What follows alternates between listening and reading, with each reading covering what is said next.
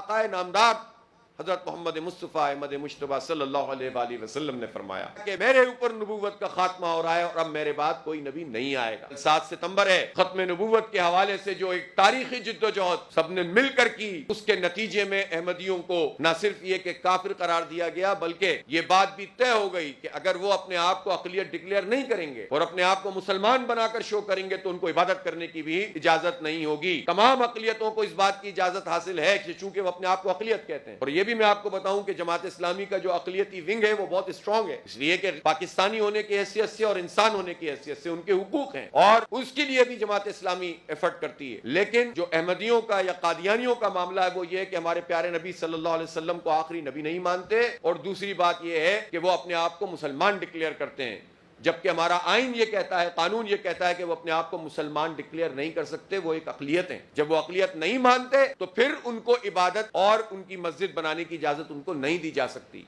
यही अभी पिछले दिनों सुप्रीम कोर्ट में भी केस चल रहा था। अल्हम्दुलिल्लाह दीगर उलमाए किराम की तरह जमात इस्लामी ने भी भरपूर मुकदमा लड़ा और उसमें फैसला फिर कोर्ट ने किया कि वो मुतनाज़ा पैराग्राफ उन्होंने वापस लेने का ऐलान किया। हम तफसीली फैसले का इंतजार कर रहे हैं। तो खत्म नबूवत के हवाले से जितनी स्ट्रगल इस पाकिस्तान में हुई, जितनी कोशिशें हुई, उसमें जो बहुत बुनियादी जो एक बुकलेट था, किताब थी, वो कादियानी मसला था, जो आज से तकरीबन यूं समझ लें कि 74 साल पहले सैयद अबुल आला मौदूदी रहमतुल्लाह अलैह ने लिखा था, जो जमात इस्लामी के बानी थे। और उसमें वाज़े तौर पर फिर कादियानियों का पूरा बैकग्राउंड बताया गया था। इसकी बुनियाद पर उन्हें गिरफ्तार कर लिया। इस जालिम हुकूमत थी, कैसे पाकिस्तान था कि इस्लाम के नाम पर बना और इस बड़े काम के ऊपर गिरफ्तार कर लिया गया, कोई भी बुनियाद बनाकर। लाहौर में मार्शल लॉ लग गया था उस वक्त भी, और फिर उसके बाद मौलाना मौदूदी को फांसी की सजा सुना दी गई।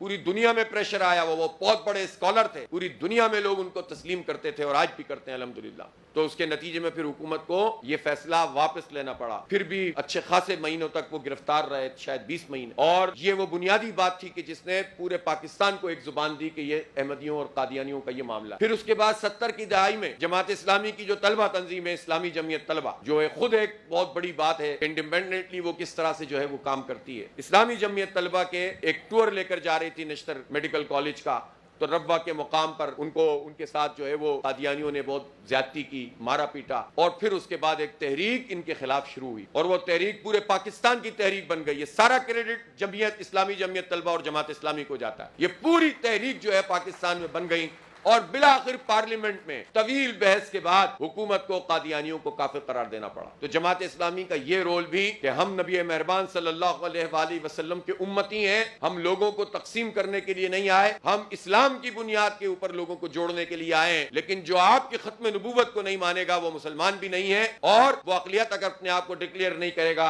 तो फिर सीधी बात यह है कि उसको पाकिस्तान के आइन के मुताबिक अपनी इबादतगाह बनाने का भी हक नहीं है।